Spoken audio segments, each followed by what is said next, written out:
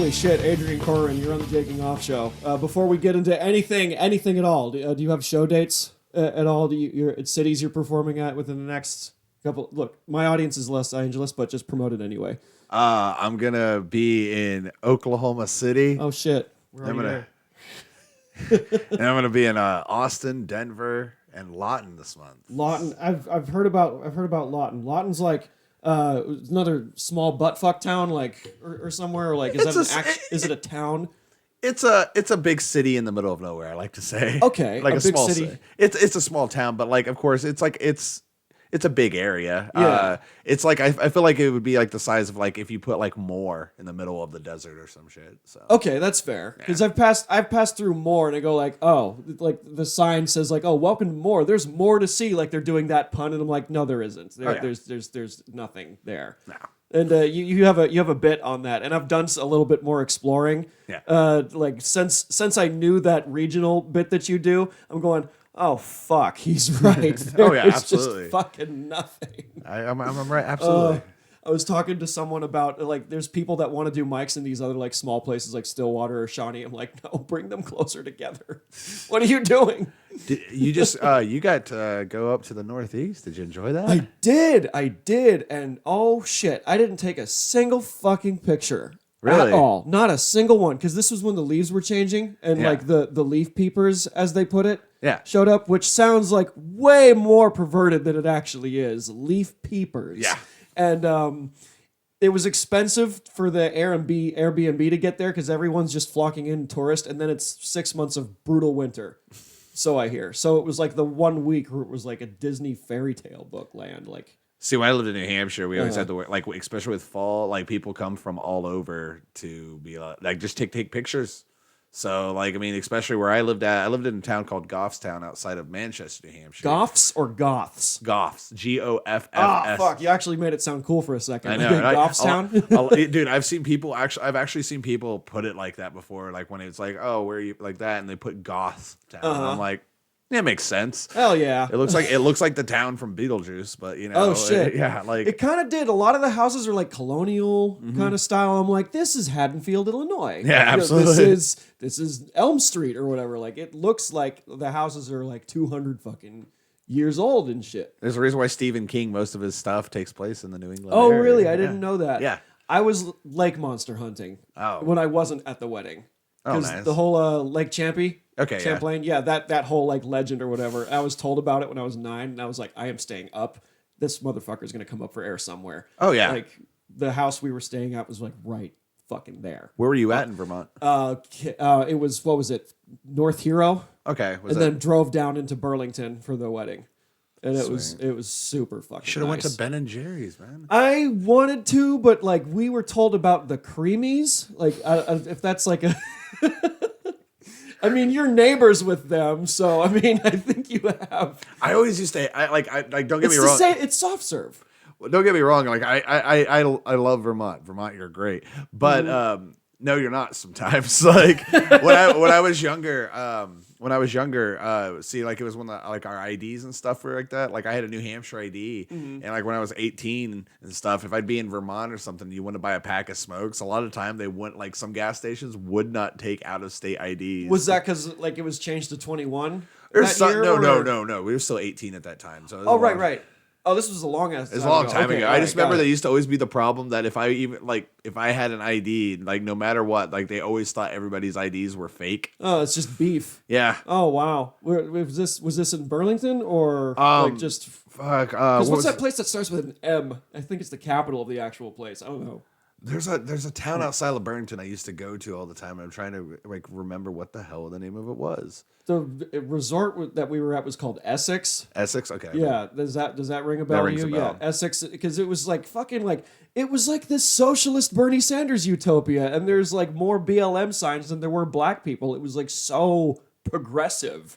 I'm actually forgetting the name of the town, but it's like down. It's a little bit south of Burlington, but that's actually where they shot the movie Super Troopers. Super Troopers. Yeah. Oh, that's right. That's right. My friend, all of my buddies are filmmakers out there, and they kept talking about like all the films that were shot up there, like Super Troopers being one of them. Oh, yeah. And I thought it was Jeepers Creepers too, but apparently that was filmed in Florida. Oh. Yeah, like because there was a lot of area. I'm like, this could be some Jeepers Creepers shit. Oh shit. Like there's trees and all. I don't know, but it was like fucking gorgeous. My buddy got drone footage of like the resort, and it was like this overhanging shot. I don't know how high this thing went up, but it went up like, God, I don't know, 500 feet, 1,000 feet, and it's just overlooking an entire forest of like reds, yellows, and greens and shit, and it was just fucking beautiful. Just makes me jealous, dude. I miss Yeah, it was lovely. Did you get to see the ocean?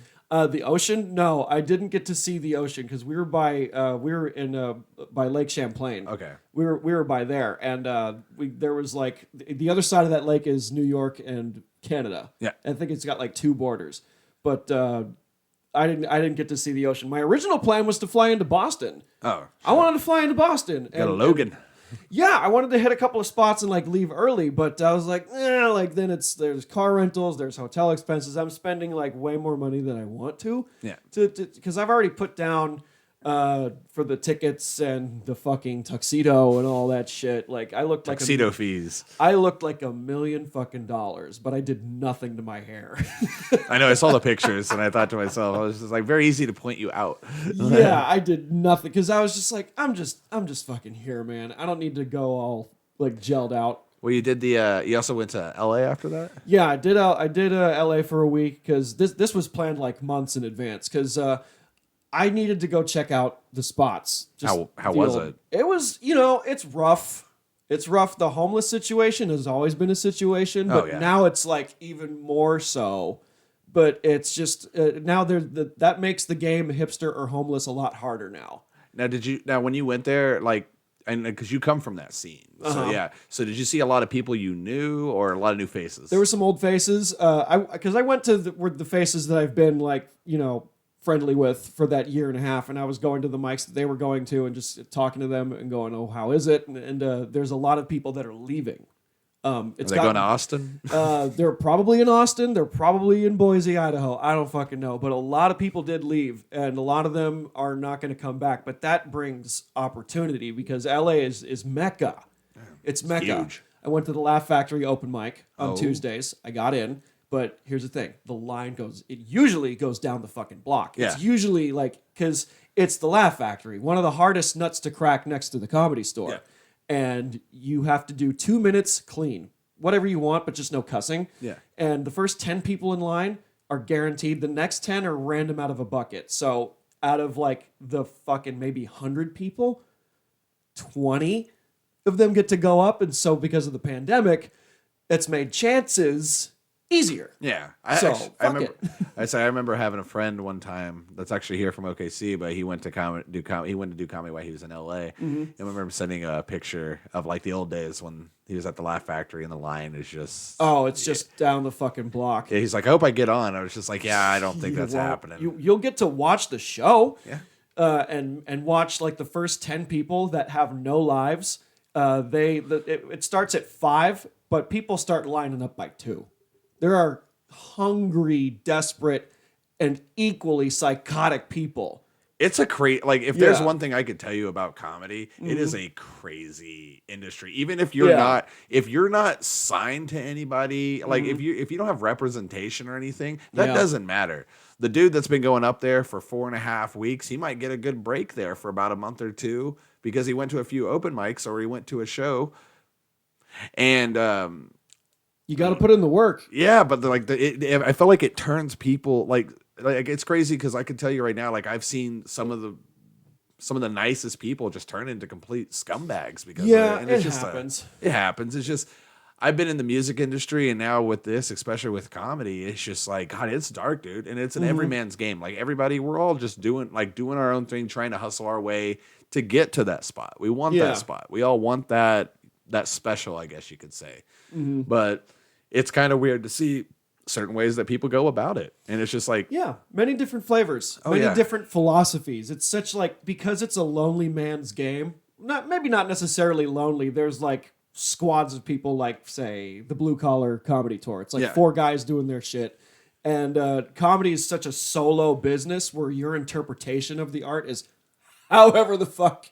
I like to imagine a scenario now where Bill Engvall is just like fucking over other comics. Oh my god, the band split. Larry the Cable Guy is just running the open mics. Like, there's the one like guy out of like the big four of comedy, you say, that fell off the handle, or like, oh, I did the Tonight Show 35 years ago, and now they're 70 years old, still just shuffling around running the mics. Like, I'm in it for the long game, but like, there's a time where people try for many decades to reach a goal, and sometimes they never get there. Oh, no. And that's going to happen, you know? But as long as you're happy doing it, then who cares?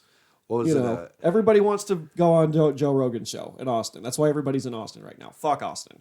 I don't want to go on the Joe Rogan show right now. No. That would be the weird. Like, if I was to get invited right now onto the Joe Rogan show, what the fuck are we going to talk about? Yeah, but like, people are moving to go over there, and it's like, it's not gonna happen. I'm wondering what I'm wondering what conversation they think they can have with Joe Rogan. Yeah, well, just because they think that they're a fly on the wall because they religiously listen to his podcast, and be like, oh, I could be in that room too. No, you won't. If I was to go on Joe Rogan right now, the first thing I'd say, I'd be like, hey, you remember when The Miz from WWE stopped you from getting on a fight on Fear Factor? Oh, shit. And he'll go like, whoa, man, that was such a long time ago. Yeah. I barely remembered that. And the guy, I love him to death, but I mean, he's doing what he's doing. He's a great guy, but he's the pioneer. If not the pioneer, then like the successor to like podcasting. Because just think, by him moving to Austin, look what it did. Like, it was he was like, I'm moving to Austin, Texas, and then every comic was like, I'm moving to Austin, Texas as well. Yeah, it split up. It kind of split the work, because you come from the East Coast. Yeah, I'm from the West Coast. It's a busy, entertainment wise, it's a very busy industry. And I say Austin is super busy. Yeah, and now there's less traffic like in New York or LA. Like, there's kind of like a bigger shot. You're going to San Diego pretty soon, right? Hopefully. Yeah, okay. Well, there's work out there. Was it like the one thing I like to think about though is, like, I mean, don't take it wrong. Like, I have nothing but respect for anybody that's out there doing their stuff. Mm-hmm. That's what this is. Get out there, do your time, have fun with it. Yeah, it's and great. Don't get stuck. Don't get stuck. Don't stay in the same place. Don't stay at this, like, you know, if every week that you're going to the same place, mm-hmm. and you're just like, oh, I'm going to work on my minutes, and that's all you're doing, then you're probably not going to have much to offer in the future. But I like the fact that, like, I'm looking at people that I've seen do comedy, especially people that are down in Austin now. Mm-hmm. There's some great heavy hitters that have, in my opinion, that have came out of 2020. Like, look at somebody like Tony Casillas. Yeah, dude, he's climbing. He's climbing. Funny guy. Mm-hmm. Very funny guy. You've got somebody like you could put Adam Lucky. I've known Adam since he came from all the way up there down to here. Funny guy. And then you have people, Marty Johnson, for instance. Marty Johnson's climbing too, because he was he just drove like fucking 12 hours to do like Skyline. And I'm like, and they're not flying this guy out? He wants it. Oh, yeah. And that's the Hungry, thing. I wish that Marty had got it sooner. Because there's a lot of times, especially last year, where I felt there was a lot of shows that Marty would have killed on. There's a lot of opportunities I feel like that I wish Marty had gotten over some people, because dude, the guy's funny. Yeah, I don't know the guy, but I'm pretty sure he's been in the game a long time. That maybe seniority kind of should play a role, just a little bit, just enough. We're like, okay, he's done. I don't know him, but he's probably done time than the both of us combined. Yeah, has he? I've only been in it 3. You've been in it what, 5, 6? Yeah. Okay, so yeah, he's done more time than both of us combined. So I feel like he would deserve. Collectively, he's done 79 years of comedy. Collectively. He doesn't look a day over 600. But like, you work hard for a long time, and if the needle doesn't move so much, like sometimes like the dudes that are the hungriest should just have the occasional bone thrown at them. And plus, I mean, look at it last year. We went from having, like, God, at one time, I think we only had mics going on. I think we had the club, the bin, new shit.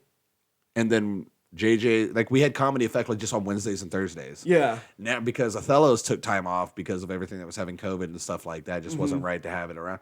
But it's like, now if you look at it, like, look at how much our comedy scene has grown, and it's grown from new people. Yeah, I love that. Like, people that are like, hey, I see that, there's not a lot of mics. I'm going to have that initiative to go out there and start something. And I like that. I love when I see comics going out and being like, hey, I started a new mic at blah, blah, blah. Because I'm like, oh, my God, it's about time. Because, dude, you get after 3 years in this scene, you get tired of going to the same mics. Yeah. And, Yeah. It's like, and sometimes the same crowds, the same comics working their same stuff. Not that they're not funny, but it's like I've heard it 27 fucking times. Yeah, You and know?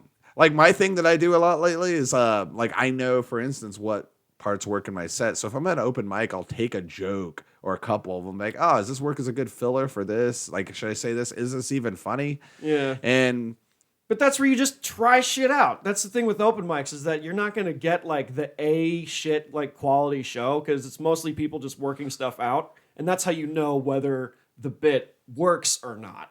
well, that's what's You know? hilarious is that you get some people that treat the open mics as if it's just a show. It's If they- Unless it's one of those audition shows, then Yeah. different story. But in this case, this is an open mic. We're trying shit out, loose, whatever. But if you treat that like it's a show, you're not going to your expectations are not going to be met. Because I don't do the notebook thing, or some people draw on their hands and be sneaky. I am trained myself to never go on stage with any sort of help whatsoever, just the brain. I'll admit the one thing that I still do is I'll write pinpoints on my pinky. Uh-huh. And so, for instance, if I'm doing, I don't know, 15 minutes and stuff like that, I'll have 5 things right there written. Like, just like, depends on where I want to go. And I won't fall to those unless I'm like, okay, well, this joke's working. Let's try this other part of the joke now. Yeah. And stuff like that. And I will admit, I've had like the same opener for a long time, but it's just a good introduction, Yeah. These people don't know me. Once I'm starting, Right. like I'm not going to expect to go to, the club or the bin or some other show around town and just go out there and just be like, anyway, let's not talk about where I'm from. Like you kind of want to bring up for the situation so people can be like, oh, well, let's see how it is for this guy. Yeah. People like to be able to relate to jokes. I like that. I like relatable humor. Yeah. I always find it great because I always feel like everybody's got an opinion. Right. Let me see right. if that opinion matches theirs. Mm-hmm. And sometimes it works out, sometimes it doesn't. But Yeah, you're kind of taking a gamble a little bit, well, that's what crowd work kind of is. Like, it's like, oh, sir, what do you do for a living? And he says what his job is, and you got nothing on that. You're like, fuck. What about you? Like, I honestly, I hate doing crowd work unless it's a mess. Only if it has to be organic. I always feel like I can do it, but like I feel like every time I try and pick somebody, I always pick the worst person. I'm like, I'll be like, you. So what brought you here today? They're like, I got fired and my girlfriend just left me. I thought I'd see a comedy show, and I'm like, oh, holy shit. Yeah, like this just took a dark turn. Oh, you don't man. have a gun, do you? Like, oh no. I always like to pick at people with facial piercings because I have like a bit on facial piercings, and I'm like, I'm going to pretend that this is crowd work, and I'm just going to talk to you and make fun of you for a minute or two, and that's like done me good. It's also done me bad, but it's the way the fucking cookie crumbles, and you never know. I just did those LA shows. Sensitive. Ooh.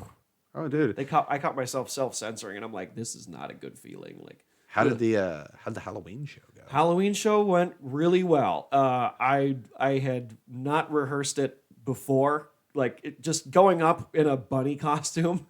Like, you change one thing about a mic, your whole set is got to be like flipped 180. So like I started with apocalypse jokes because the whole thing with Frank the Bunny is that he keeps telling Jake Gyllenhaal that the end of the world is coming. Yeah. And it's on the nose if you get it. But I did the doomsday jokes and people were like, I see what he's trying to do here because like it's a Halloween show. Because I did I made like a Freddy Krueger reference and it fell completely flat. Jesus. Like there were Halloween specific jokes for that night that fell completely flat. That isn't like part of my rotation. Seasonal jokes, as it were. But it was like, how is this not working?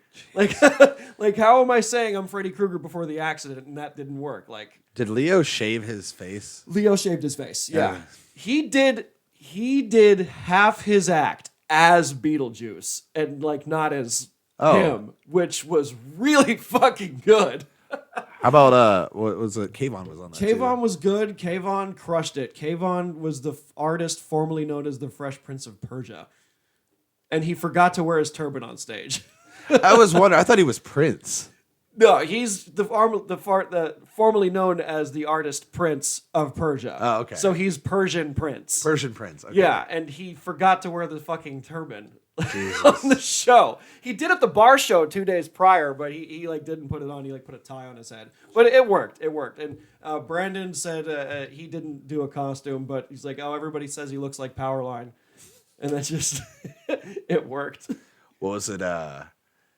Dude, you been listening to any music lately? I've been on a Children of Bodom kick for months. Okay. For months, just cause of like the fucking death of Alexi Leho, which was like, I don't know, did it feel like the precursor to like another shit year? Like, I don't know. This year's better than last year for sure. Was it I don't know if you're aware, but yeah, on a Sunday, Limp Bizkit. They just released new music. New album. Fuck. Oh. And you know what's great about it? Mm-hmm. It sounds like Limp Bizkit. Like Right when it opens up, it just goes right back into it's like 20 years just went by and we're just like, oh hey, here you go. The sound is still the same. Well, their sound specifically hasn't really been popular in a long time, but now they're starting to. Well, here's a lot of people don't see, like, you know how you've been seeing Limp Bizkit around everywhere now. They're at Lollapalooza. They're going to be like that. And the thing is, it's like for like a weird few, like I think I would say it was like 5 or 6 months last year during COVID, and especially this year, they've been on the top charts. Mm-hmm. They've been making this weird comeback because I'm just gonna guess that people influencers or whatever they're called, they're wearing Limp Bizkit shirts. Yeah, they want to be cool again. I just think it's funny. Like we all came back to we're on it for the nookie, man. That's what it is. And sometimes we just want to break stuff. Yeah, but and you don't want to wake up. Everything is fucked. Everybody sucks. Yeah, and at the end, and after you're done with that, you just keep on rolling, man. I know keep on rolling. Because it's my way or the highway. It's my generation, man. Have you been listening to Gojira's new album? No. Dude, that album is fucking, Is it? It's good. It's good. I just went and watched at the Criterion. I was there Friday. I watched A Day to Remember. And Asking Alexandria. Which, don't get me wrong, I love A Day to Remember. Like they represent a sound that I grew up around. Like I was a big fan of that type of music. I played in that kind of band. And it's just kind of cool to see after a decade that they're still doing it. They're still crushing it. That place was packed and like it had to have been sold out. But what made me laugh is that a band like Asking Alexandria, who's became a notable radio rock band, like they're on the radio now. They're playing, like that kind of shit. They literally came out, and bear in mind, this is their first time ever touring with A Day to Remember. Mm-hmm. But they're both from that era of music. They're in that camp, Yeah. But Asking Alexandria, they've grown to a different style of music. Yeah. But they were the openers for A Day to Remember, which I was also kind of like, oh, interesting. But Asking Alexandria even told the crowd out there, they're like, yeah, we're not playing any old stuff. All new shit. New shit. See, that's bold. Yeah. It's bold when a band does that. Well, comedians do that all the time. Well, it's kind of crazy to think that like all these people remember when there are still some that still listen to them then, but a lot of those people, especially if they're at that Day to Remember concert, they want to hear stuff like Not the American Average and stuff. They want to hear like those old breakdown songs that we used to do, and it's just like it was kind of a bummer because I was just like, God, I mean, I wasn't a big fan of them, but I'm like, God, I would listen to that live just to be like, You heard it live. Same with bands like Born of Osiris, where they started kind of like in this deathcore camp, and then they kind of evolved musically into a more complicated style, and that brought like different crowds of people. Did you see any of the Scene hair from back in the day? Remember when people used to do that? They'd like tease their hair up and have the Scene bangs and shit. Well, a lot of people I feel like don't realize, but those people who had the Scene hair back then, now they all just look like they ride bikes. They ride BMXs and they all have kids and shit. They all talk about how healthy they are. God! Like, I'm doing the keto. What's it called? The keto diet. Yeah, the keto diet. It was like, okay. These were like the kind of like wasted youth, kind of like people that were getting in trouble setting fires and smoking pot and shit and like smoking cigarettes really early, and now they're just like people with regular jobs, and most of them have kids now, and it's like, oh, I miss emo night and shit. There's emo night now at bars. Dude, I actually went to one. You went to an emo night? Yeah, I went to Vanessa House's emo night bingo on Thursday. God. Dude, it's so fun. Like it's crazy. Like that wasn't that long ago. Yeah, that was like last week. And this is what's crazy. So I mean, like the style. The style wasn't that long ago. It was over a decade ago. It's over a decade. That's not that long. But you have to think about this. In 95, you have to think about hair metal was just a decade ago. Oh, yeah. And people were still trying to hang on to that because grunge kind of took over. Well, a band that definitely was like, I don't remember a band called Slaughter. Slaughter? Yeah, they sing. They were a band that was still trying to do that hair metal. Queensryche, you could also say, had the same thing. Yeah. Like there was bands that were still trying to ride that way, but yeah, grunge kind of Grunge crushed just a took lot of over it. But then and then eventually fast forward to scene and emo Well, the emo has 90s kind of a broad spectrum. The 90s kind of started it because the vocal style was like Blink-182. That was and I would say fucking- say that era, especially the pop punk era. yeah, pop that, punk kind of bled in a little bit. Well, it definitely got bigger in late, I would say 99, and then it bled through 99 to I want to say 2003 or 4, but that's when you saw a lot of the bands like Blink-182, Simple Plan, Yeah. A Newfound Glory. Hawthorne Heights, My Chemical Romance were starting to pop up then too. But that would go into the emo phase. Yeah, so yeah. that's where I think you would put I like Green Day. Green Day was still kind of pop punk, but with American Idiot, they turned into more of a mainstream. Yeah, they rock went band. mainstream. They even with the color palettes on that album cover itself, like red and black. Like Everybody was wearing a red tie and a black yeah, shirt. fucking edgelord. I don't have friends. Just it was There's cool like to be three. sad. There's like three notable bands that were doing that, and that was Alkaline Trio, Green Day, and My Chemical Romance. They all had a black shirt and red tie. I had a really bad first impression of those bands because I was still like an '80s thrasher, and I dated a chick who was like into that stuff, and I had a terrible first impression because I hated her, and yet we wanted to fuck around and date and shit. But I hated her style. I hated everything else about her. Well, it's like the 90s. The 90s had a lot of music. Like, for instance, I always think the 90s had some of the best one-hit wonders. It also was like the birthplace for, I feel like, industrial. Industrial got huge in the 90s. Like Static X.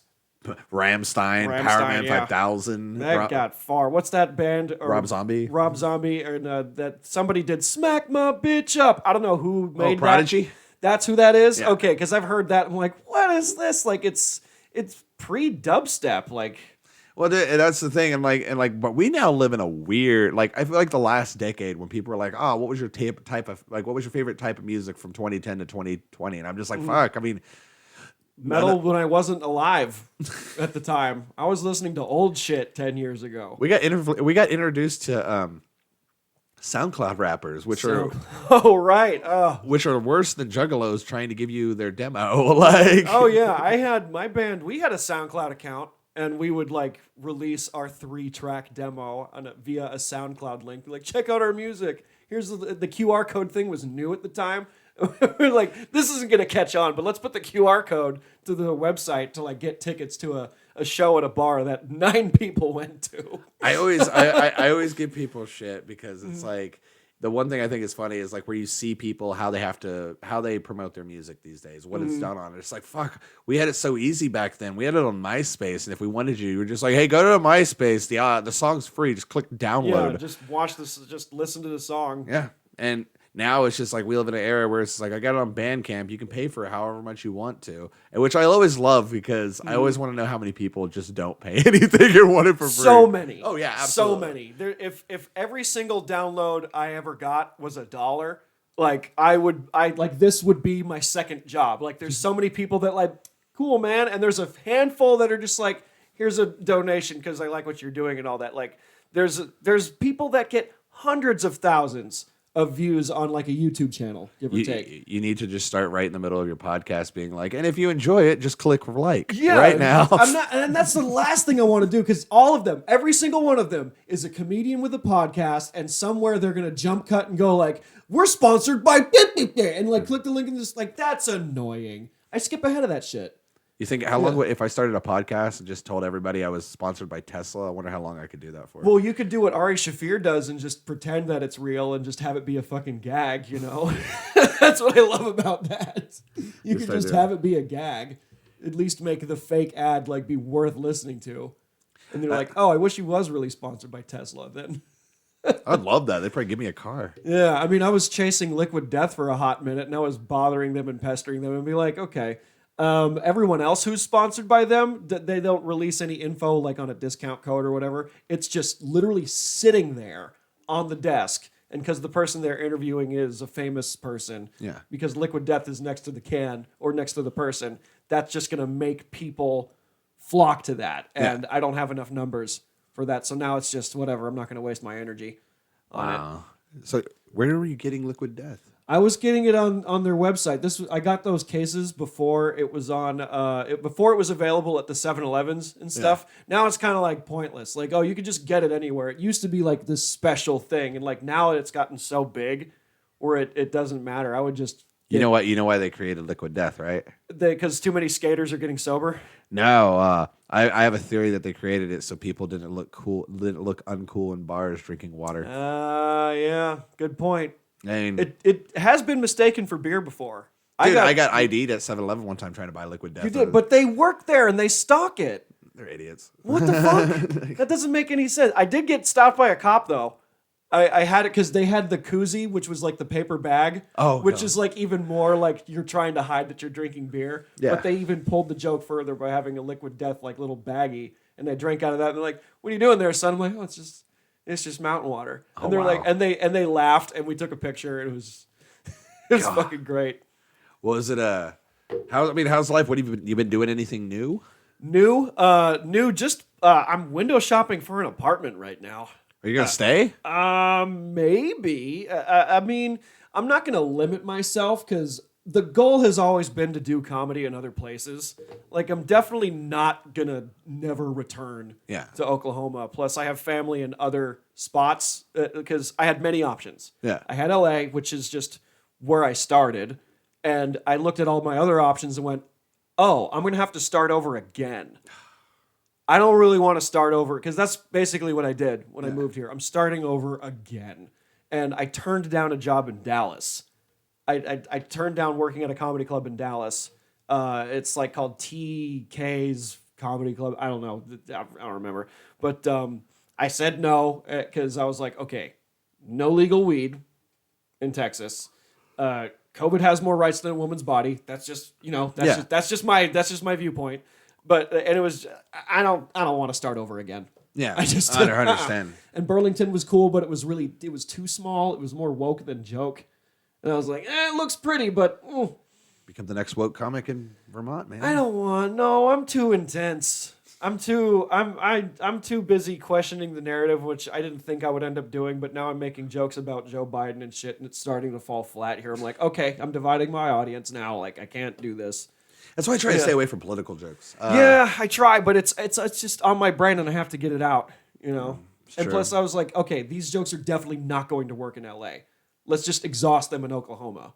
Yeah, because a joke about Joe Biden is going to land likely or here. Oh yeah, it's a red state. Yeah, but it's also quite purple too, because I'm in fucking Norman, and OKC's pretty much But everything outside of that is redneck as fuck. You did that other show there for Mike Hillary. Mike Hillary. It's Hillary. Hillary, but it's not spelled the same. Yeah. No, he's a cool guy. You're a cool guy. He's got the Mike on Mondays at, I forget what the fuck. Roadhouse.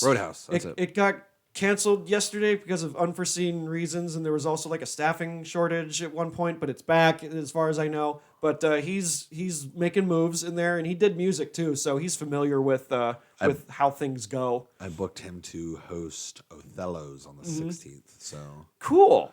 Cody's here tonight. Cody Freeman is tonight on the 2nd. Then next week is Leo Mendez. Then the next week is Mike Hillary. Right. And wasn't there Veterans Day or something this month?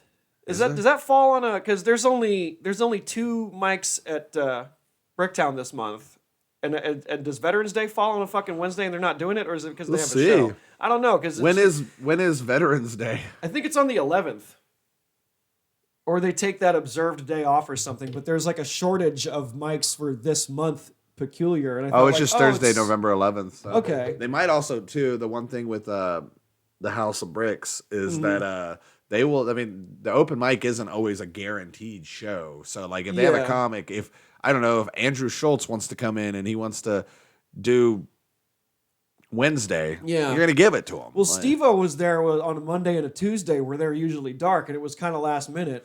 Yep. And I was still working there at the time, and it was like, oh, okay, all right, we have this because I guess the money's there for it. Yeah, I mean, like say what you will, it sucks when it happens, especially if you're a local comic and you're like trying to ache to get on that stage, but you got to realize, you got to realize at the end of the day, it's a business. They're gonna.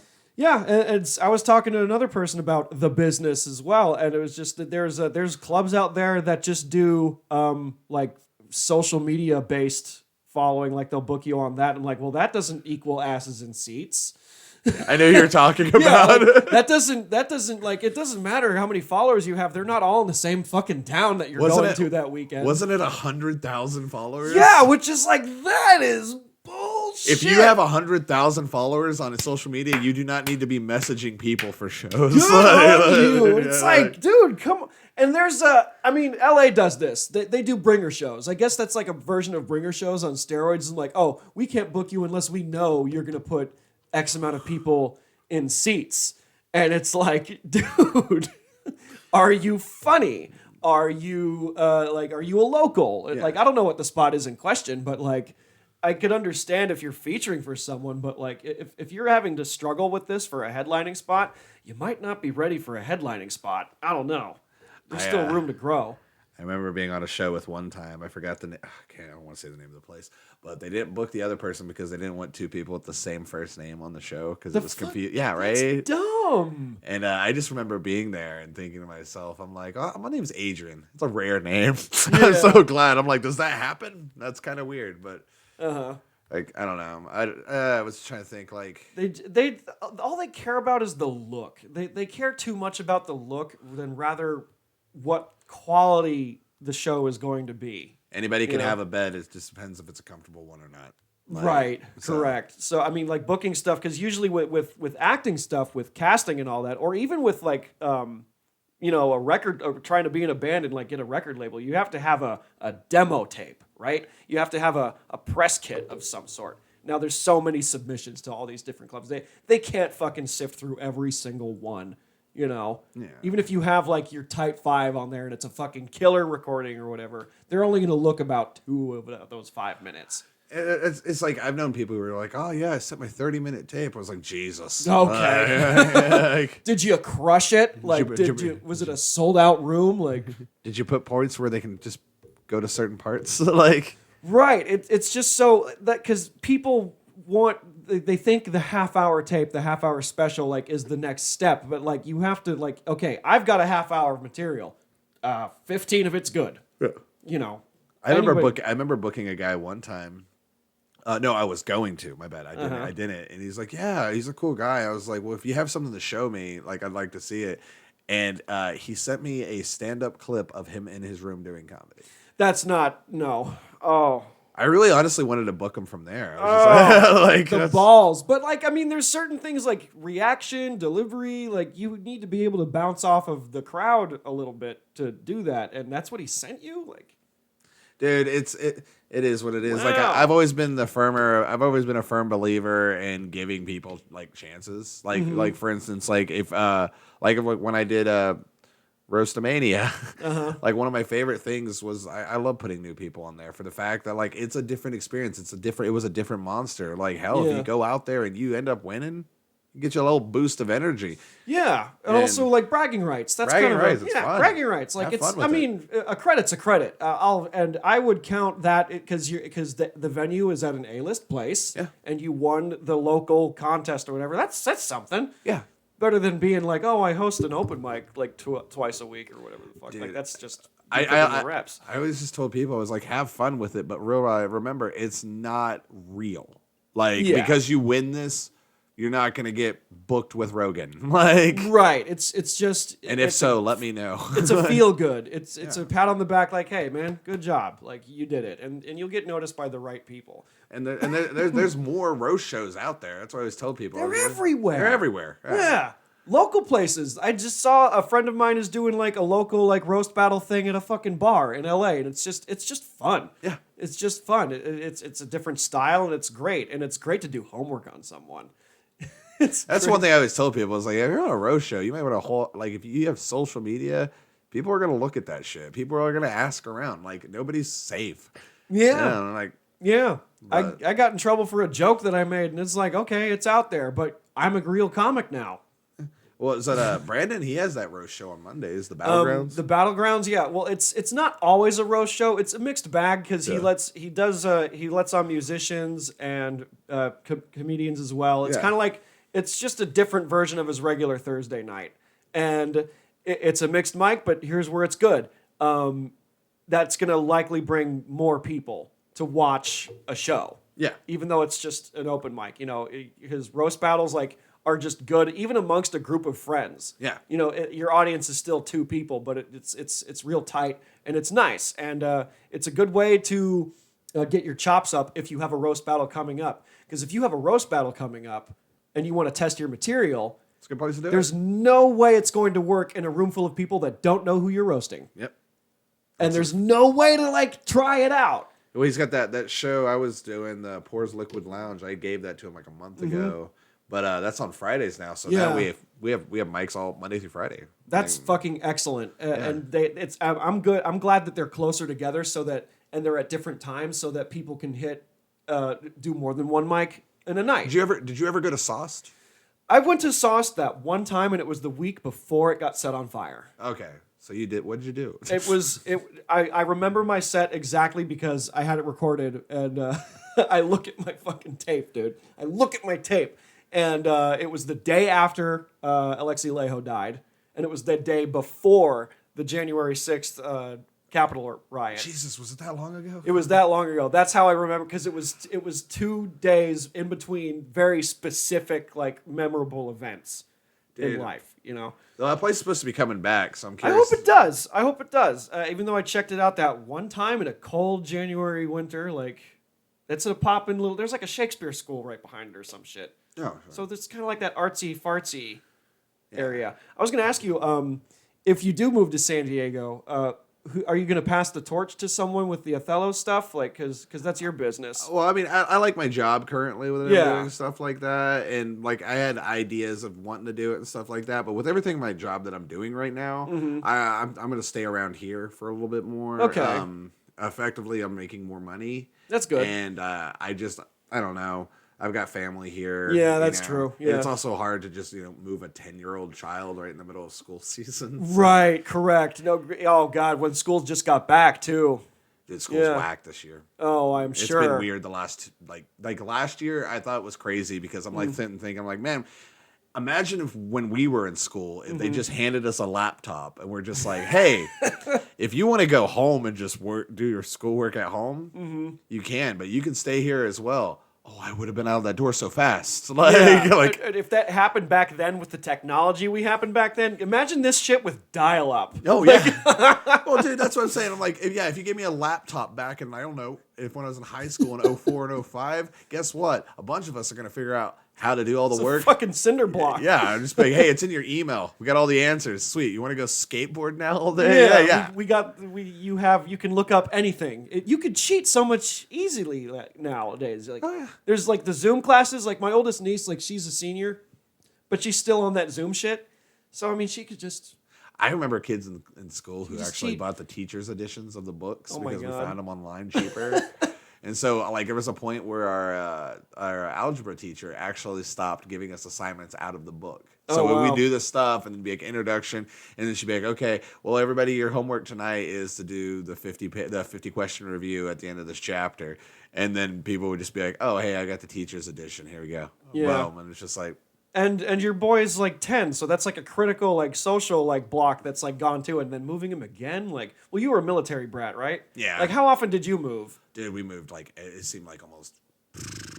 It felt like every 4 to 5 years. Every 4 to 5 years. So I was thinking like San Diego. I'm like, yeah, it would be San Diego if that was like the next option because there's a base there. And I'm like, okay, like. It was like I mean, we lived in Ramstein, Germany. Lived in Alconbury, England. Well, Alconbury Air Force, England. And we lived in a town called St. Ives.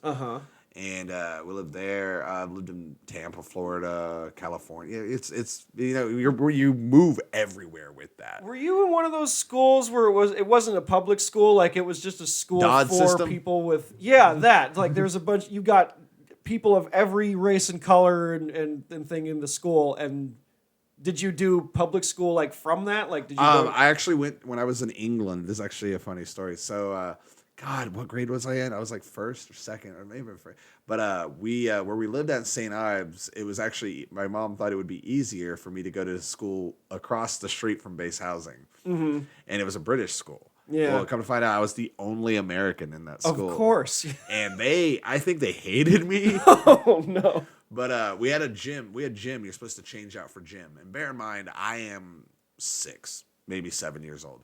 and they made me do. I didn't bring my clothes to change out that day, and so they made me do physical education (PE) in my underwear and a t-shirt. Oh no! In pants, yeah. And so it's humiliating. It is, and so I was a kid. I didn't know what but the British kids obviously oh look at him, Yeah. And so I remember going home and just being like, my mom was like, well, how was school? And I told her what happened. Pretty sure my mom was out to kill someone that day. I never went back. I never went back to that school. My mom went over there, came back, had got all my stuff, and she's like, yeah, you're. Sounds like hazing shit. It sounds like hazing to me. And also, they grow up a little faster in England. How long were you there? How long we lived there? 3.5 years. 3.5 years? Because there's movies with like British children in it, and they talk about like making out and like shit like that. Oh, they prank or train stopping like. They pranked the shit out of me when I first moved there. I'll never forget that. Outcast. We lived on base. Like I said, we lived on base housing, and a bunch of kids came up and they came to my door, introducing me to the kid. They're like, "Hey, you want to come play football with us? Just make sure you grab your stuff." And so, I grew up around NFL, and so of course. I show up with a football jersey as a kid, little football jersey, go out there, and they're all playing, soccer, what we call soccer. Yeah. And, And like, oh, what's this bloke doing? Oh, look, he's trying to be safe. Oh, with his elbow pads. They did the point and look at the American thing. Oh, the American. I'm just like, Jesus, kids are cruel. Did the accent creep into you at all during your time there? Like, did you find yourself like you're able to do the voice like pretty well? I mean, it's easy to mock. I used to have a babysitter. I remember because her son was named Kane, and I've never met anybody else in my life named Kane. Oh my god. But no, she had like I would especially after like school and stuff. My mom's in the medical industry, or medical field, and so after like I would get out of school, I would have to go over their house or something like that. There was babysitters, and like they were super British. Oh god, like so British. Like, Cockney. They get over and like, oh mate, huh? I have some tea and biscuits, It's like I got that last part. It's like Ozzy on drugs. He's just like, oh, I'm gonna talk to you for a second. Like, hold on, back up. It always used to make me laugh when people would hand me biscuits. I'm like, it was a cookie. I know. And your son's basically spent the bulk of his time here. Yeah. Basically, right? So this is all he knows. He's been out of state. We went other places and stuff, but we never like lived in another place for we spent a lot of time. But I mean, Oklahoma's. I mean, don't get me wrong. The place has got it's great. Yeah. It's just like any other place. There are dark elements of it, and just gotta watch out for them. One thing that I noticed, because Halloween had just passed, because it's significantly colder around this time of year, but it was always pretty warm. When I did Halloween, I was always a West Coast kid. There were parents just following their kids from their cars, and if it got too cold, the kids would just get in the car, and then they would just roll to the next house. Like, that doesn't seem like trick-or-treating to me. Like, that's not... Like, I don't. Yeah, I've seen. Like, I was trying to understand it. Like, okay, maybe it's colder, and it's a little warmer in the car. Like, I'm trying to get that, but I'm just thinking, like, wait, these are just—they're all fat, I'm like, that's my whole thing. It's just maybe it's this part of the country. Like, I've seen it here too. Yeah, dude. I've told my son too. I'm like, you're gonna go trick or treat, and we're gonna walk. You walk. Yeah, you show off the costume. You don't get it out and flaunt it like it's an intro for professional wrestling. Right, and if you're walking from house to house, you have your coat on, but you got to reveal that what you're rocking. When you go up to the door and get the candy and shit. What do you think was the most popular costume this year for Halloween? There was the costumes I saw were a lot of little kids, so it ranged from like just shit from cartoon shows like Spider-Man or like fucking Baby Shark or whatever, but. That Squid Game shit didn't catch on as much as I thought it would. I thought it's because there's no merchandise anywhere. There's no merchandise. Yeah, like Spirit of Halloween. They had the main dude. They have a mask like that at Spirit of Halloween,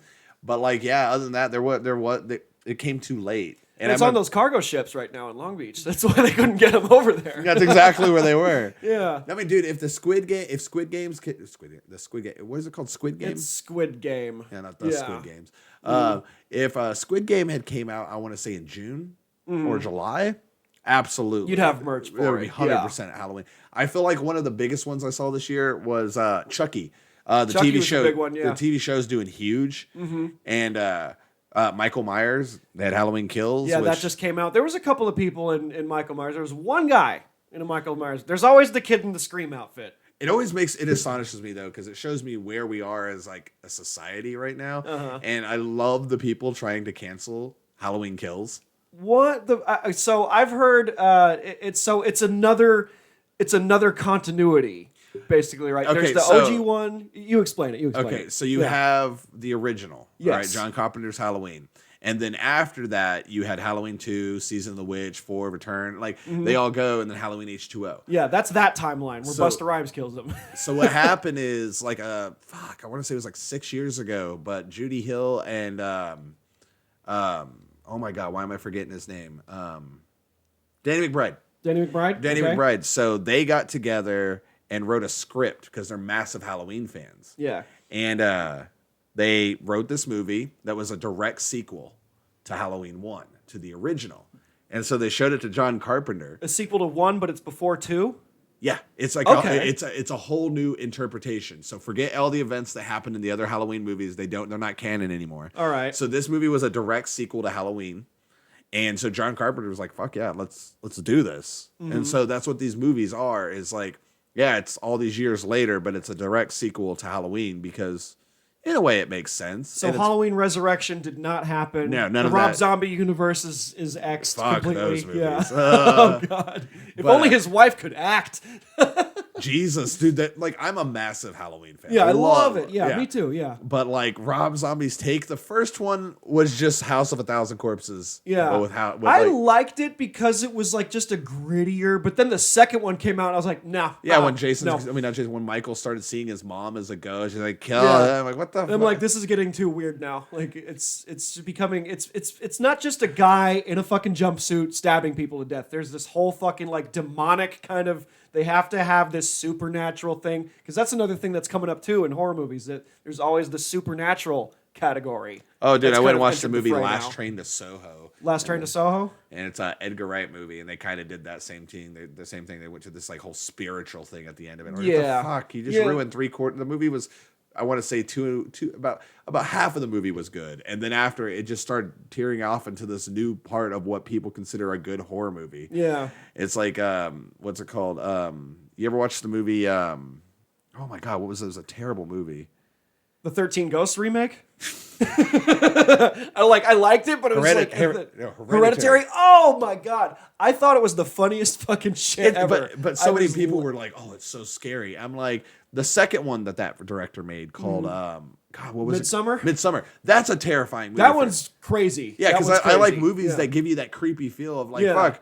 Yeah, if I had a friend in college that's just like, hey, you guys want to go to me to a foreign country? I'm gonna go visit my family. Right. Yeah, you don't go. That's already scary. Well, because we've seen Hostel before. seen We Hostel. know what happens there, dude. Like, it's no. Well, like with Halloween Kills, like people, I remember like one of the things was, it's like in the first of the movie, if you've watched the original, spoiler alert, he gets locked in the basement, and then the house is set on fire, and the fire department comes to put out the fire. Well, in the second one, it opens up with him killing like 11 firefighters. Hell like, yeah. brutally. And people said that was that was like against firefighters and yeah, didn't he kill a homosexual couple or whatever? yeah, a gay there's a couple whole, or some yeah, shit? there's a gay couple in the movie, and they get killed too. And it's just like somebody tried to bring up that Michael Myers isn't LGBTQ. That's not the point of the movie. That's not the message. It's if anything, it's more inclusive that he killed a gay couple rather than a straight couple. Could you imagine if Michael Myers went to the house and was just like, I apologize. Yeah. Go back to like, you're clearly gonna bleed from the asshole later. I'll just go away then. I'm gonna go kill these children instead because like, Despite people complaining and wanting to cancel shit, but the world almost ended, and yet we still find things to complain about. Like, okay, we get pissed off at Oscars whitewashing stuff. Oh, we're tired of the straight couple and the dumb white girl or whatever. We're tired of that. Let's add a new dynamic. Okay, we'll give you what you want. Let's have Michael Myers kill a gay couple. And they're still finding ways to be mad about it. Like, no matter what you do, people will never be satisfied. yeah, never. It's people are always going to find something to bitch about, you know. And there's Karens on both sides of the spectrum, like politically and all that. People are just going to find shit to bitch about. And you know what? Fuck them. Yeah. If people want to hate on an entire movie or cancel an iconic horror character for it, then you don't deserve him in the first place. Don't watch the shit. I'll say this. Anybody who has complaints about Halloween Kills, it's about as dumb in 99 when people were mad, when Christians were mad at the movie The Matrix. The Matrix? Yeah. Oh, well, did that come out before or after Columbine? Oh, it was after Columbine. Oh, yeah, that would be a little sensitive. Guy in a trench coat walks into a building and starts shooting up the whole fucking place. Well, no, Christians were like, there were people who were mad about it because in the movie they were saying that we were all grown from machines, and people are like, that's not God's plan. I'm like, well, God doesn't exist in this universe. Yeah, like, God doesn't exist in that universe. And guess what else isn't real? Hell. Yeah, it's like, and also too, if God does exist and let that happen, like the Matrix, clearly we've done something wrong. 21 years later, follow up, we have Meta now, and the same olds that were bitching about it then are older, and now they're going like, oh, this Meta thing is really cool. I look really nice and young, like because you look old and like shit. I thought you were talking about the new Facebook name. The new Facebook, yeah, Meta, both shit. I'm talking about both. People ask why Meta, how Meta. Did you happen to watch Mark Zuckerberg do the introduction to what Meta is and like everything? And the fucking Sweet Baby Rays that was just hanging out in the cabinet. Like he's like, people put things here, right? People put like just barbecue sauce just hanging out. I don't think he realizes he might even be doing it on purpose. I don't know. I feel like Mark Zuckerberg writes his own scripts. He might be doing it on purpose because, you know, the Dave Chappelle thing, for example, that just got a lot of attention. And I think people are just scripting ways to get attention. Like, I don't think Mark Zuckerberg is actually that fucking stupid to just have barbecue sauce on the side and let that be the focus of the attention, like not rather than what he's talking about, because people just meme everything. Part of me also feels like I feel like he writes his scripts because I feel like people think that Mark Zuckerberg is just this idiot that happened to get a lot of money. And well, it wasn't even his idea. You know? It wasn't his idea. He didn't have to work for it. Yeah, well, see, he effectively was able to take somebody's program and just made it better. Basically. He's like, I see what you did here, but you need to do this, and I'm going to go do that now. Yeah. And those people were stupid enough to have patents or anything on it. Yeah. And now we got the Ready Player One apocalypse now. Like we got it's happening so slow. I hope that we get a period where we just all put on these VR systems and go into a dream world where I can just play real life Grand Theft Auto. That's where the crypto shit falls in, because you know how like that's digital money that's not real. Watch that like integrate, and people are truly going to unplug and never leave their house because the world outside is scary. Well, you don't even need to leave your house anymore. You could effectively do anything and everything you need to do with your job, groceries, everything from home. Instacart, everything gets delivered to you. Like we're going to be the Fats in WALL-E. Yeah, like Pixar fucking called this shit. Oh too. Yeah, that's my favorite part of that movie, because I'm just like, yeah, that's where humanity's going. Because I mean, dude, if you get on your phone and you have any form of social media, I've seen people just sit there and I've seen people stare at TikTok. Yeah, for 30 minutes.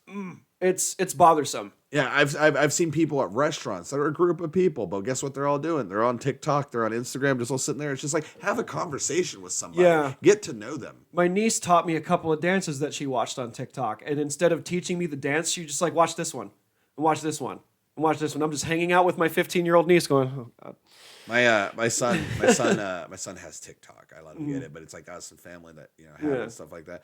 And he's got all his friends and stuff on there, and love the kid to death. But there are some videos that he sends me sometimes that I'm just like, I don't get it.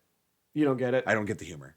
Right. Yeah, but for him, he finds it hilarious. He's like, oh no, you have to watch this. And it could be like a guy walking, slipping, and hitting his head, and he just goes, oh my God. And he's like, that's so funny. And I'm like, I guess I see the demographic that would want this. Like younger kids and stuff. Dude, there's shit that I used to think was so hilarious when I was in my teens, and now I go back and watch it, and I'm just like, that Charlie bit my finger. Why did I laugh at that? Do you want to go back to E-Bomb's world and look at the shit that you were laughing at back then? Would you still laugh now? Like, if you watched like if you saw a picture or something from E-Bomb's world, like I think, or Newgrounds. Newgrounds was another one where Flash animation was the shit. Like, do you remember what was it called? It was like stick characters. What the fuck? Stick fighting. No, but it had a site. I watched a lot of that too. There was like a parody of stick shit. Like you remember? Actually, here's one. Do you remember Charlie the Unicorn? Yes, I remember Charlie the Unicorn very clearly. Yeah, that was like, come on, Charlie, we're gonna go to Candy Mountain, Charlie. That was our shit. my favorite was just the first one, and he's like, oh crap, they took my fucking kidney again. It's just ridiculous. Or that's the same guys that made that did llamas with hats. Oh, fuck. Did you ever do that? That was like 10, 12 years ago. But like, if we showed him that, it would be too like adult because he's 10. Well, it's like, dude, I remember Trogdor, the Trogdor. burner? Oh yeah, Trogdor. Yeah, Trogdor like the that's, he wouldn't get it. Yeah. And God, what was the name of that fucking? They were like a thing, like Trogdor. Oh shit! It was a wrestler. Oh fuck, homestarrunner.com. That was the website. Yeah. This was pre-YouTube. This was like fucking pre-YouTube was shit that was on Newgrounds, E-Bombs World. Jib Jab was another one. YouTube was there because that was kind of the time of it was in its infancy. What was it? Chocolate Rain. Chocolate Rain was there around that time. Like the first YouTube video I ever saw was that Spanish kid walking across a log, and the whole video is in Spanish, and it's called Edgar's Fall. You know what the first one I was because it was a big success, but was Lazy Sunday. Lazy Sunday by SNL, Lonely Island. Oh, that's right. Yeah, I remember Lonely Island. That was a big point for YouTube, but also Smosh. I don't remember. Smosh, I remember Smosh. Yeah, they were like the biggest people on YouTube at one time. Yeah, and your kids showing you stuff and you're not in the demographic anymore, and you just don't fucking get it, but you're gonna go along with it because your kid likes that shit. I feel like sometimes what happened is I have cable and then I upgraded to satellite, and they're like, here's 350 more channels. Some of them are in other languages, and you're like, oh, yeah, and none of them to watch. Like they don't. Your kid doesn't have to deal with ads anymore. Yeah, right. We have watch a program. It's there. I don't have to either. Have YouTube Premium. Oh, sick. Okay. It's worth it, man. Trust me. But like there was commercials back then where it's like, oh, like the weird Gushers commercials from the 90s. Like there's like a certain like weirdness that it came from like watching like cartoons and shit that's gone now because it's all show. Well, it's like ads. Ads are crazy. Like for instance, with like HBO Max, you can get like the $14.99 without ads, or you can do the $10 one with ads. And I had a friend who has the with ads version. And dude, you don't realize how much you hate previews and commercials until you're like watching a movie. You're like, oh, this shit's getting good. Then it's like 2 minutes and 38 seconds. And like, at least do the part where when you actually go to the movie theater, they show you trailers of just sick shit that's hyping up for the following year or whatever. And commercials aren't doing that because now movie theaters are in our fucking homes. I just went to the movies. Was it Saturday? Saturday, what'd you see? Last Train to Soho. Oh, that's right. You told me already. Oh God, that was a horror movie, right?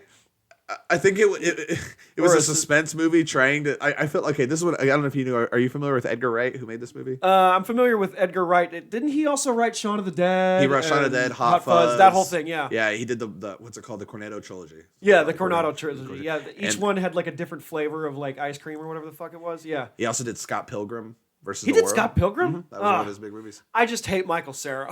That's a great movie, though. It's a good movie. Graphic novel's great too, but just I don't like Michael Cera. He was perfectly casted for that. He was, yeah. But no, so Edgar Wright with this new movie decided to go into like a more edgier, like just serious movie. Mm-hmm. And I like to think now that Edgar Wright had maybe half of the script written when they decided to start filming, and then just went with it as it went on, because the movie starts off good. It's got this like woman who finds this bed that takes her back to the 60s. She sees these murders, and like from the previews, I was just like, oh, so she's gonna get to go back to these events all the time in the 60s and see these people get murdered, but she's got to figure out who that killer is and where he's at, if he's still alive.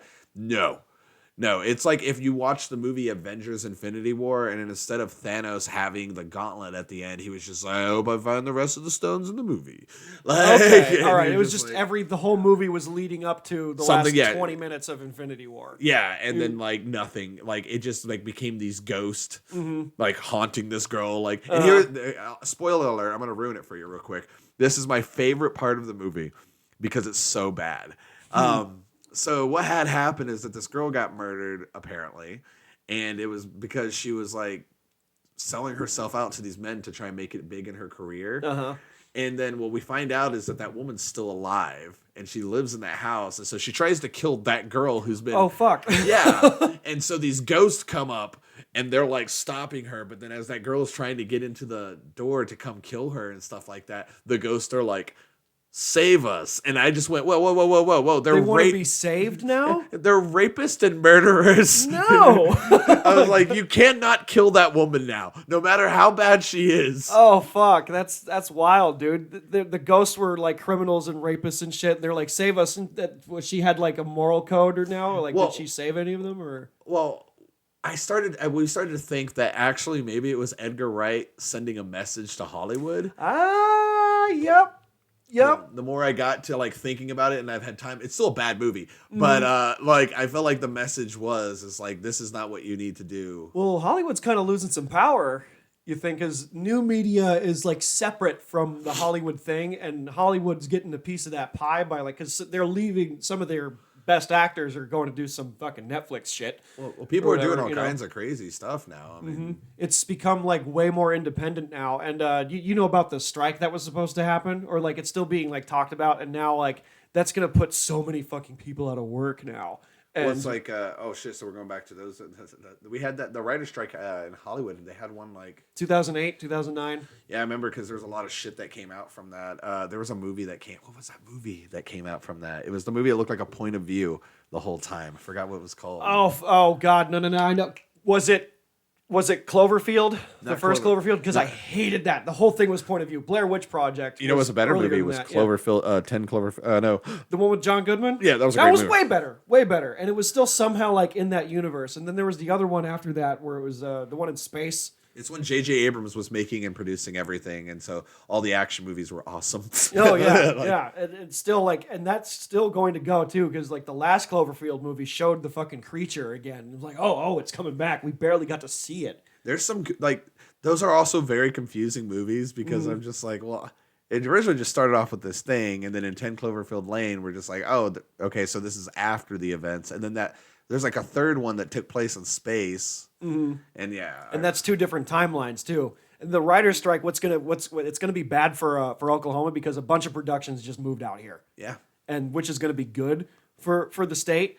But if they fucking strike, then you're gonna get a bunch of like Teamsters who don't know what they're doing that might give a loaded gun to a talented actor. you know. Speaking of that, it's going to get worse. It's like, I mean, you can think about it. Like, I mean, dude, that sucks that happened. Yeah. It really, like, when you get more into reading the details, which I do, I love movies. I love all that. I'm reading about it. I love the process. It's creative torture. This isn't the only time this happened in Hollywood. Yeah, Brandon Lee, the Crow. Yeah. Like, that's happened. There was another one in the 80s, but actually that was a different situation when they were making the Twilight Zone movie. Vic Morrow, that was his name. Vic Morrow, he was a history of violence, that guy? Yeah. Okay, all right. I know what you're talking Vic about. Morrow was on the set of when they were shooting the movie The Twilight Zone, and I'm forgetting the director's name now. But anyway, what happened is he had two kids that he was going to carry with him in this one scene across the little river inside of a building that they had a known helicopter operating. Fuck. And what happened is the helicopter ended up clipping part of the thing and killed him and those two kids. It's just like, it's a no. Vic Morrow, yeah, that's why he's killed. And so that whole company was sued and everything for negligence. And I'm like, yeah, you could take a situation like that and absolutely just sit there and be like, yeah, that's this person's fault. That's the director's fault. When you take a situation like what happened in Alec Baldwin's situation, stuff like that, there were so many things, if you go back and read, that were mishandled by it. For instance, like the guy who's on set, the guy, why am I forgetting his name? The armorer. Yeah, like, that stuff's never, like, he is only ever supposed to handle that gun unless he's handling it to you, and then as soon as that scene is over, he's the first one on set to be like, boom, let me take this gun. Yeah. But if you go back and read it, like, people were trying to make Alec Baldwin like he murdered somebody. I'm like, right. And I'm like, you guys, yeah, he's Hollywood, but at the same time, you know, like, that was somebody he knew. That's like, and that wasn't planned like that. That's why I think he's a scapegoat in something. I think there's just something bigger going on. Because half the crew had walked out from that set.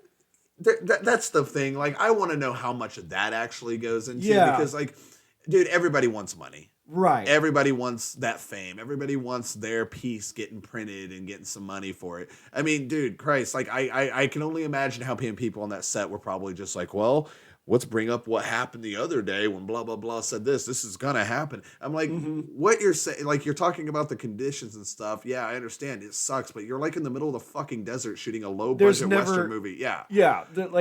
I've done 48-hour, I've done $100 a day films where the fucking craft services is just an open peanut butter jar with a spoon in it. Like, dude, we're not here to feast. Yeah. I'm sorry. We're here to work. Yeah. You want to go get lunch for the hour that you're gone? Okay, then go get food. Like, the money is for paying the fucking DP, the talent. There's so much money being spent. I did a short film where the budget was like $6,000 and none of the talent got paid, and we knew that we weren't going to get paid. It was like a passion project. Easily in like a $50,000 movie. Stay after the movie. Look at the credits. You see all those people that were in that movie? So many fucking names, dude. Yeah. Even before like the Marvel after credits scene phase, because my mom grew up in the movie, not grew up. She worked in the film industry for 30 years. We always stayed till the credits were done. Because my mom's in sound department. She's the one name out of like the fucking 30 that are in that like bracket in that department. She goes like, that's who we stay for. We stay for these people. I used to like back in the credits, like looking at people see he did multiple things. Oh, yeah. I love they were those. a key grip and assistant.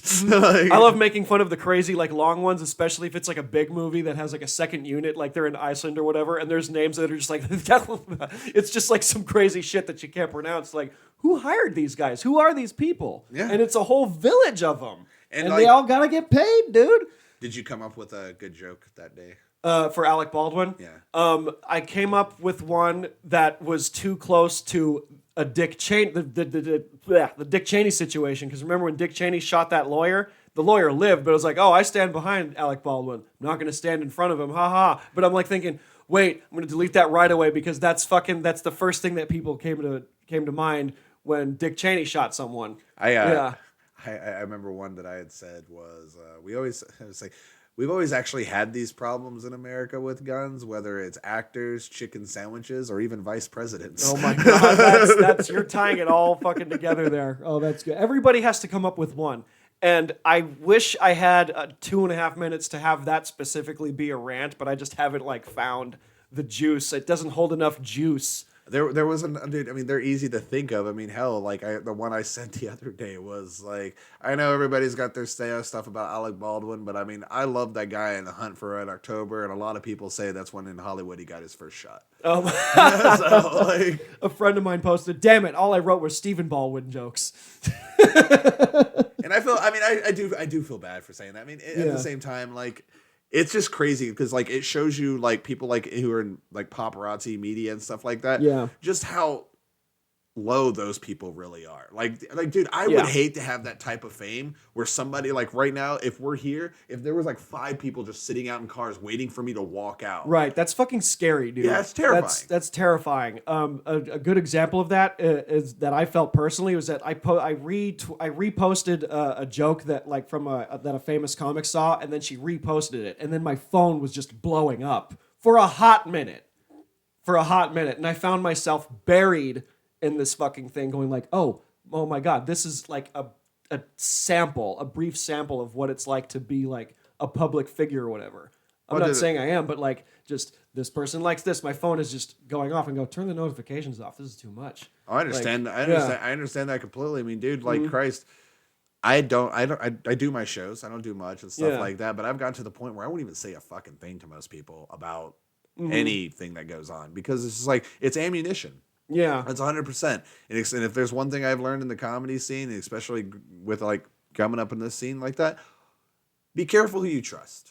Because at the end of the day, the people that you expect to be your friends and be the really good people are really the ones who are just looking for ammunition so they can get that spot. Yeah, there's a lot of, and I knew that, I didn't smell that here at first, but then again, like when it came to fruition, I was like, oh, there's sharks in every single kind of water, because I'm coming from a place where people will just connive and gain your friendship simply because they want to gain something from you. They don't like you. They don't even think you're funny, but because you have some kind of power or leverage. Like my mentor is a famous actress. She can't help me get work. She can't. Yeah. We're just friends. Oh. That's it. We're just cool. Barrymore? Huh? No, it's Lisa Ann Walter. She was Chessie in The Parent Trap. Oh, shit. Yeah, she's in film and television, and she's great. I love her. I love her kids. I love her whole family. But we don't have that dynamic because she's my friend. Yeah. You know, it's I text her for advice on comedy stuff because she did that for a long time.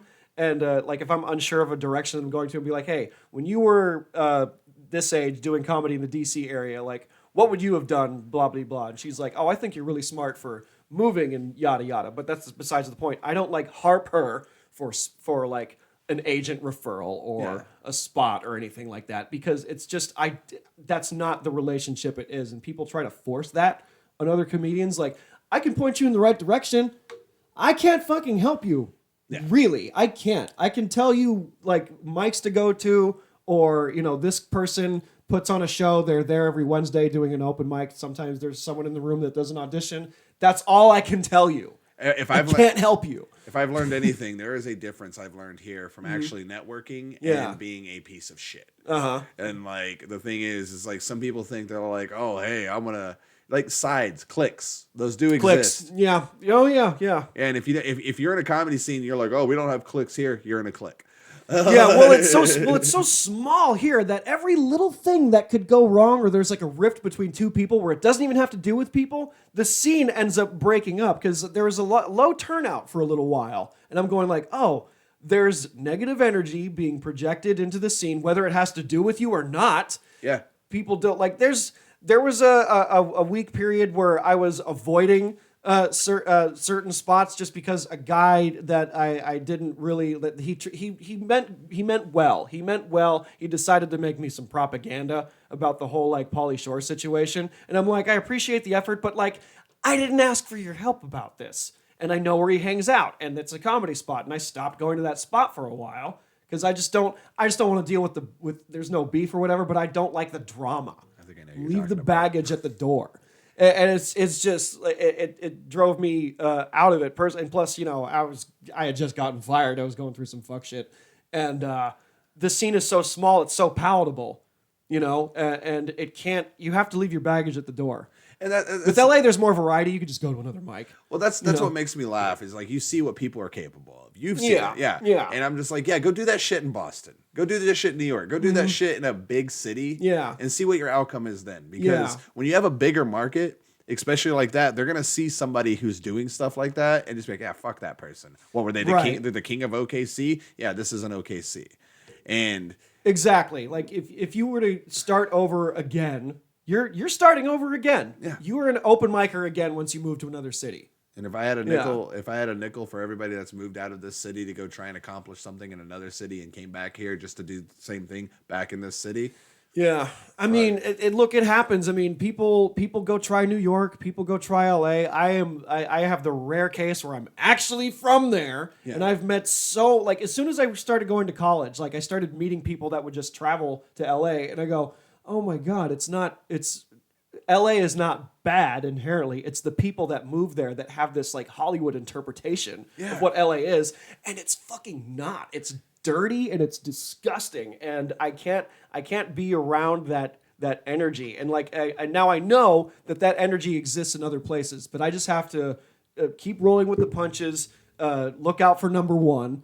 And whoever wants to join in the journey, like I kind of wanted to go to Dallas, but like fuck, I'm not a showcase comic anymore. I'm literally starting all over again. Well, it's I didn't want to do that. It's like I've always told people, like in every comedy scene, you always have an influx. Mm-hmm. Like you always have this little influx of new comics. Yeah. And say you get 10 of them, within 6 months, 4 of those are gonna stay. Yeah. And within a year, you'll be able to tell by that. Well, not even that. By 6 months, you'll be able to tell out of those 10 people who's going to stay around, whoever hasn't left already. Mm-hmm. But I feel like what happened last year is we got like such an influx of comics, and there was only one real way to work, and that was at the club or a couple open mics. Yeah. And they had never really been around the scene to see how you're supposed to grow. Like they just did a couple open mics. They're like, I'm ready now. Nope. I am the show. Did you hear those people? They laughed at that joke. Yeah, for 4 minutes that you didn't record that you can't use. I mean, it's a there's so much that goes into it, and it does not happen overnight. It takes if not do it for 10 years. Yeah. Do it for. I have friends that are older than me that are on the cusp of 10 years, and they're talking to me, going like, "Oh, I don't know if this is viable. Should I quit?" I'm like, "No, don't quit. Take a break and reevaluate yourself, but like, don't." And I've been in that fuck shit too, where I'm like, "Oh, quit." Like, no, like I need to get my own life together. Where like, there's no real. I'm just Sisyphus rolling the boulder up the mountain constantly. Well, it's just like I said, like when I came here, I met a lot of great people. A lot of great people who helped me. I met this one guy. His name's Pig Vomit. Pig Vomit? Pig Vomit. Sexy. I mean, yeah. I mean, he was cool. Me and him did a few shows and stuff together. And you know, he used to be one of those people that it's like, you know, he'd come and we'd go do shows in like another town and stuff like that. But I really saw the true character that person was. And dude, yeah, I do care about getting shows. I do care about time. I'm not going to piss that guy off. But at the same time, I care and respect people enough not to be a two-faced pile of shit. And, you know, that at the end of the day, that's just what Pig Vomit does. And yeah, it sucks. It's unfortunate. Well, I mean, some people would disagree with me on this, but that art, music, people that busk on the streets, stand-up comedians, they all kind of bleed together when they all first start out. And it's a low art and it's not a respected art. Music open mics, the guitar case is open and people throw a couple of quarters in there and you can get a fucking bag of chips. With stand-up comedy, it's like a tip jar percentage or whatever the fuck. Like, you're working for pennies and you're bleeding. And some people will take very far lengths just to move in this fantasy world that they want to live in, you know? Oh, yeah. That's the thing, too, is you get some of these people that have only been doing it a year, and it's like, okay, sweet. Now you get on tour. Yeah. You're opening on tour. I did 8 shows in 7 days in LA. And I was like, oh, I wanted to, and that ain't shit comparing to a touring comic, but I was like, after I came back to town, I'm like, I need to sleep for 2 days. Dude, that's how I felt like earlier this year. I want to say like my busiest time of 2021 was probably February through late April, because I don't think there was a week where I wasn't doing 4 to 5 shows. Yeah. But they were everywhere. Like I was going from here driving to Arkansas to Dallas to fucking Kansas. Like, dude, yeah, it's work. Yeah, and you're losing money too. Yeah, if you think effectively that you can do all of that and just stay in the city, no. Like, you can be funny here. Go see how you are in Minneapolis. Like I understand. Like, especially I love local jokes, but local jokes aren't like, dude. I like, for instance, I have local jokes. Yeah. You're not going to use those in Baltimore. I did use the 2 things about Oklahoma that I can tell you, but I told that in Washington, D.C., but I told it on a perspective of people that have never been to Oklahoma. Right, so you changed the joke. That you've got 30 seconds to your closer. Yeah. Like, that's usually your closer, right? No, that's that's your closer here. Yeah. But like, I would tell it like is a kind of a joke of talking about up front where I come from. And like where I live, not come from, but like, and you got to tell like people, the only thing people really, I felt like, especially out of the state, the only things they really know about Oklahoma are tornadoes, a bombing, and the thunder. Yeah. Like, that's it. And like, you've got to center it around like, well, let's not talk about that shit. When you hear something funnier, like, you guys are familiar with these 2 things, and they are actually familiar with Sonic now because there's a few of them up in that location. Oh, really? Yeah, they opened one in Massachusetts years ago, and I just remember having friends who were just like, oh, dude, you got to go. They just opened up a Sonic in Boston. I was like, yeah, it's you'll get sick of it. Yeah. I live right next to one. Yeah, there's like, yeah, I could throw a rock and probably hit one from here. There was the commercials for them were always like kind of funny, and I'm like, okay, where's a Sonic? And like the closest Sonic where I was growing up was 40 miles away. We're like, no, we're not. No, I don't care how funny these commercials are. We're not driving 40 miles into Orange County to fucking go. And now they're everywhere, and I'm like, oh, they're in and out. Like, this is just. I miss In and Out. Such a good place. It's But you grew up around it. It's not the same. It's the 50s kind of Cafe 50 style. Like, nothing. The menu's very simplistic. The secret menu is where it's at, but then it's not a secret anymore. Well, it's like people, like, for instance, like, I'm from the Northeast, and so people, I just assume that we eat seafood and clam chowder all the time. And like, actually, believe it or not, I cannot name 5 people that I hang out with that are old friends, like, from New Hampshire, that eat clam chowder. You know, I ordered clam chowder at a pub. I ordered clam chowder at a pub, and I'm just like, hey, I'm in the spot where they make it. Yeah. And I'm like, okay. And the waitress is like, all right. Yeah, right. You're going to have the clam chowder? Okay. She's like, okay, all right. Fuck this asshole. You're going to have soup. Okay, that's what you're having. You're having fucking soup. It's a can of clam chowder that they just have for people asking. I know, and that's what I thought. I'm like, oh, maybe it's better quality. And I'm like, this is the same, like, Campbell's chunky, like, New England clam chowder. Well, we used to get, you remember the show Diners, Drive-Ins, and Dives? vibes? I do, yeah. All right, so we have one of our favorite places in Manchester. It's called the Red Arrow Diner. Great place, delicious place. If you're ever in Manchester, New Hampshire, you go to the Red Arrow Diner. And so we went to the Red Arrow Diner, but like they had diners for drivers and dives coming there, and the menu that they brought up on there off the menu, like one of the things is like everybody comes to Red Arrow Diner for the New England clam chowder. And all of us were sitting there going like, no fucking buddy goes to the Red Arrow Diner to ask for the clam chowder. I can tell you, like, dude, that when I was younger, what used to make me laugh is that like it felt like between the hours of midnight and like 3 a.m. Have you ever seen the movie John Wick? Yes. You know, the Continental? Uh-huh. Yeah, that was the place for like weed dealers. Between like that time, everybody would just congregate up there, and even if you knew somebody and it was like somebody you didn't like, everybody was just peaceful inside the diner. Yeah, everybody was cordial. Yeah, Make the scene like that. You know. Yeah, we can't if people like pig vomit are allowed to keep doing their stuff. Yeah, it sucks. What before we go, one more thing, and like I noticed that like comedians, like when people we know get booked for shows and comedians themselves don't go, I feel like I'm an asshole by not going and supporting. And then it's like I expect the same thing in return for no fucking reason. Like Kendall's was Kendall's, it was fun, but I was like, oh, it's also Halloween. Yeah. Oh, it's also on a Sunday. I was not expecting like any fucking turnout whatsoever. And I was just like kind of like, okay, but then like some people showed up and I was like, oh shit, there needs to be more of this energy in the scene, but we're also selfish pricks. What do you think is a possible solution to just going to shows? Well, see, that's the thing. I try to go What as advice many, would you give? I try to go as many shows as possible, but in the words of Rush, they call me a working man. And nice. I mean, I work, and you know, Yeah. a parent. I do, It's also class. yeah. And I feel like especially if you're new in comedy, go to as many shows as you can. I agree. Yeah, if it's at the Bin or if it's at Bricktown, go there. Go and watch. Even if it's somebody on a Thursday that you've never heard of before, Right.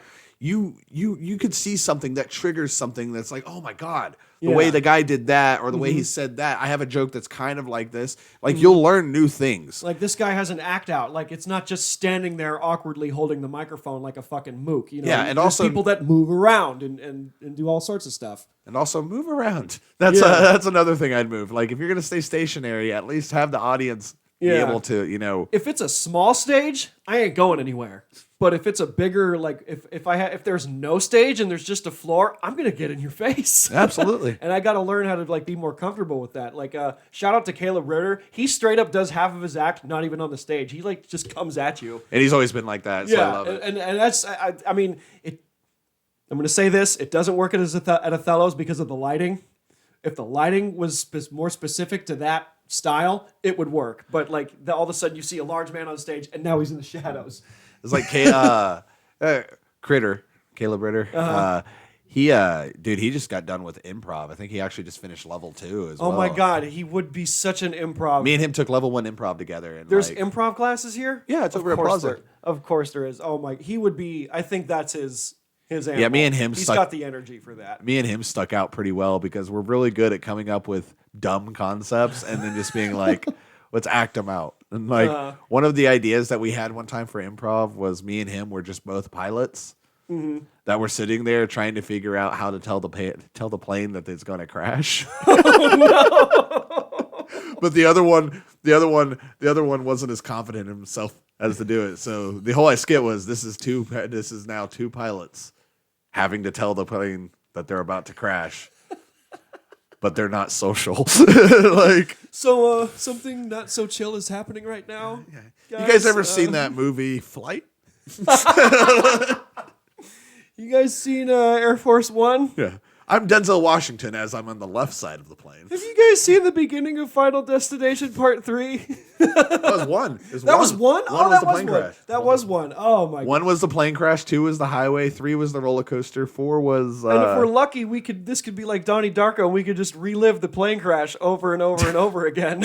I am. My life is Donnie Darko. Oh my God. You know what? I didn't even know that because I got the costume and all that shit. I didn't even know that was that movie's 20th anniversary. Yeah, it's been out for 21 years now. 21 years now? Oh, man, I had no fucking clue. Like, where is the time gone? I remember that came out around the same times as Boondock Saints. So thank you, America. Thank you, America. By the way, I pissed some people off the other day. They just announced that Boondock Saints 3 was coming on. And it was on this board that it's on this thing called Coming Soon. And so they wrote back like Norman Reedus. And my only comment was, looks like that Daryl money's running out. And oh, man. people got so pissed. Like, they were defending him. They're like, he has a spinoff coming out next year. He also has a motorcycle show on AMC. And I just wrote, like I said, looks like that Daryl money is coming out. I mean, you got to feed your family. You got to pay those sales taxes that can only put you so far, man. Did you know The Walking Dead's still on? Neither did I. It's still on? Yeah, it's Fuck. still on. Oh, what is it, 10 seasons now? I think they're like 12, 11? man. Stop. Negan's a good guy now. What? Stop it. I can't, I just don't have time. I don't have time. Yeah. And I hated people that hyped up shows and that made me not watch them more. And Walking Dead was one of those shows. It's good. It's great. I'm sure it's fucking great. Good for 5 seasons. Then I you're just done. I don't care. Yeah. Like my cousin's like, you still haven't watched Game of Thrones? I'm like, no, I don't want to. I have no frame of reference. I'm not interested because people like you won't shut the fuck up about it. And also, that being said, I haven't seen a fucking single episode of Squid Game either. I know what it's about, but like, I just don't. This is dumb. Like, we were like 6 months ago, we were saying stop Asian hate. Now we're brutally murdering them on television. Like, where's the line? They're South Koreans. South Korean, whatever.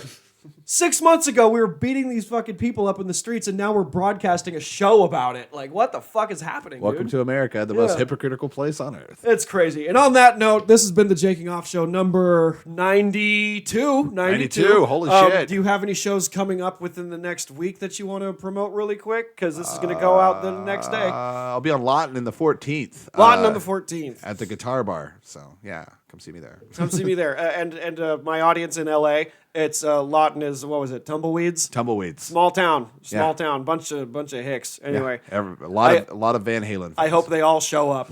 All right, okay, thanks. Bye, everybody. Bye.